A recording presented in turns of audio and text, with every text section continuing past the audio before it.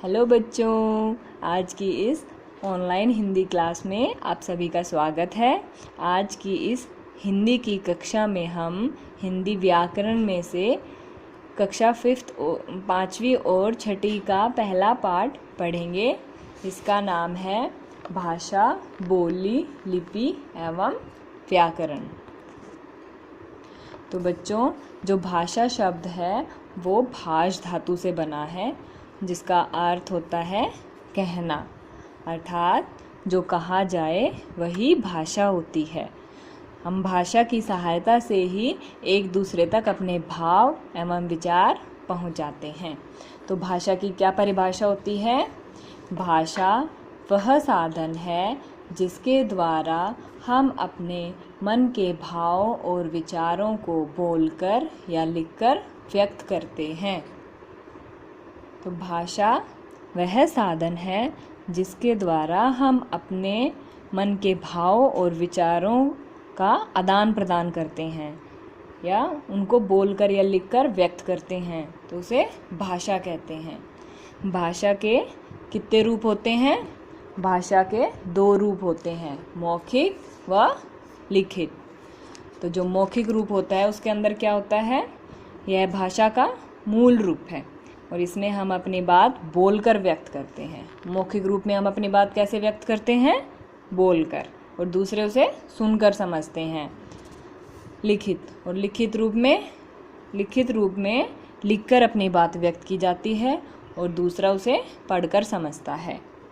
और भाषा के 4 कौशल होते हैं, बोलना, सुनना, पढ़ना व लिखना। कितने कौशल होते हैं भाषा के? 4। बोलना, सुनना, पढ़ना व लिखना। बोली क्या होती है?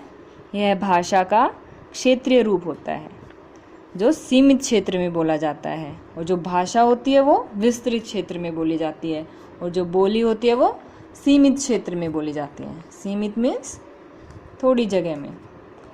और जैसे हरियाणा के अंदर हरियाणवी बोलते हैं, राजस्थान में राजस्थानी बोली जाती है, और जो बोली के अंदर साहित्य की रचना नहीं होती है।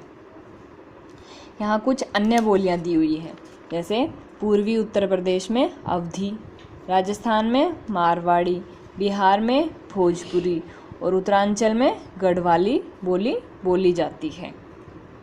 लिपि क्या होती है?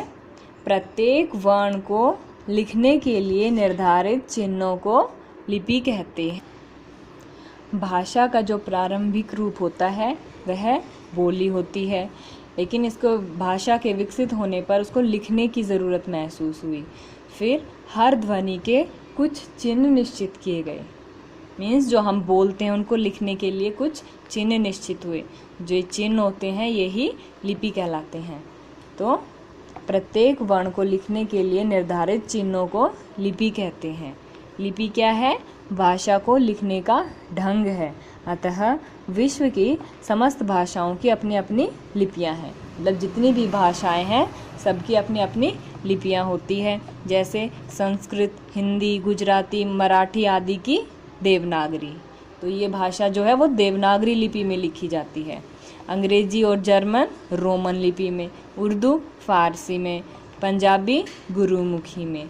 तो ये सब भाषाएं इन लिपियों में लिखी जाती है, और जो विश्व में जितनी भी भाषाएं हैं सबकी अपनी अपनी लिपियां होती है।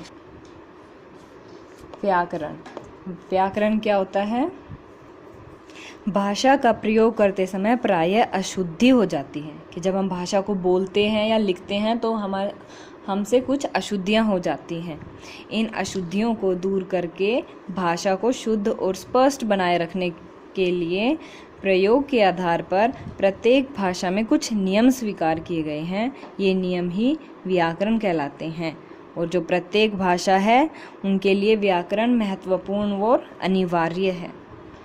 तो इसकी परिभाषा क्या होती है कि जिस शास्त्र से किसी भाषा के शुद्ध बोलने और लिखने के नियमों का बोध होता है उसे व्याकरण कहते हैं। भाषा का प्रयोग करते समय जो अशुद्धियाँ होती है उनको दूर करने के लिए जो नियम बनाए हैं उन्हें व्याकरण कहते हैं। जैसे इसके अंदर दिया हुआ है, ये 2 सेंटेंसेस दिए हैं, अशुद्ध और शुद्ध। तो जो अशुद्ध है इसमें लड़कियां दौड़ रहे हैं, तो हमें पता चला कि ये अशुद्ध है। हमें व्याकरण के द्वारा पता चला कि ये अशुद्ध है। लड़कियां हैं तो रही आएंगे यहाँ पे। जैसे लड़कियां दौड़ रही हैं। हम मिठाई खाया, तो ये अशुद्ध है। शुद्ध क्या होगा? हमने मिठाई खाई। तो ऐसी ही अशुद्धियों से बचने के लिए भाषा का ठीक से प्रयोग करना आना आवश्यक है। हमें शुद्ध बोलने तथा लिखने के लिए इन नियमों का पालन करना आवश्यक है। तो जो ये नियम होते हैं यही व्याकरण कहलाते हैं। व्याकरण के अंग, व्याकरण के 4 अंग होते हैं: वर्ण विचार, शब्द विचार, वाक्य विचार व पद विचार। राष्ट्रभाषा। राष्ट्रभाषा क्या होती है? राष्ट्रभाषा वह भाषा है जिसका प्रयोग सारे राष्ट्र में किया जाता है। क्या होती है राष्ट्रभाषा? जिस भाषा का प्रयोग सारे राष्ट्र में किया जाता है, लगभग सारे राष्ट्र में किया जाता है, वो वहाँ की राष्ट्रभाषा होती है। जैसे हमारे भारत की राष्ट्रभाषा हिंदी है, क्योंकि यहाँ पर ज़्यादातर लोग हिंदी बोलते हैं। राजभाषा। राजभाषा क्या होती है? वह भाषा जिसका प्रयोग सरकारी कामकाज में होता है, राजभाषा कहलाती है। मतलब जिस भाषा का प्रयोग उस देश में सरकारी कामकाज में होता है, उसको उस देश की राजभाषा कहते हैं। और भारत के संविधान के अनुच्छेद 343 के अनुसार हिंदी को भारत की राजभाषा घोषित किया गया। 14 सितंबर 1949 को हिंदी भारत की राजभाषा बनी। इसलिए हर साल 14 सितंबर को हिंदी दिवस के रूप में मनाया जाता है। तो हमारी हिंदी भारत की राजभाषा कब बनी? 14 सितंबर 1949 को। और इसीलिए हम 14 सितंबर को हिंदी दिवस के रूप में मनाते हैं। एक और होती है मातृभाषा। मतलब जो बच्चा सबसे पहले अपने माता पिता से जो भाषा सीखता है उसे मातृभाषा कहते हैं। तो आज हमने क्या पढ़ा? भाषा, बोली, लिपि एवं व्याकरण। भाषा, इनकी क्या परिभाषा एक बार फिर रिवाइज कर लेते हैं। भाषा किसे कहते हैं?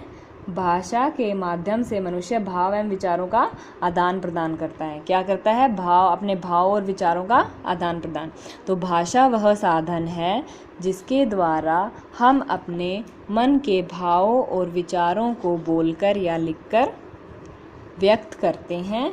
भाषा के 2 रूप होते हैं, मौखिक, लिखित, और इसके 4 भाषा कौशल होते हैं: बोलना, सुनना, पढ़ना व लिखना। और बोली किसे कहते हैं?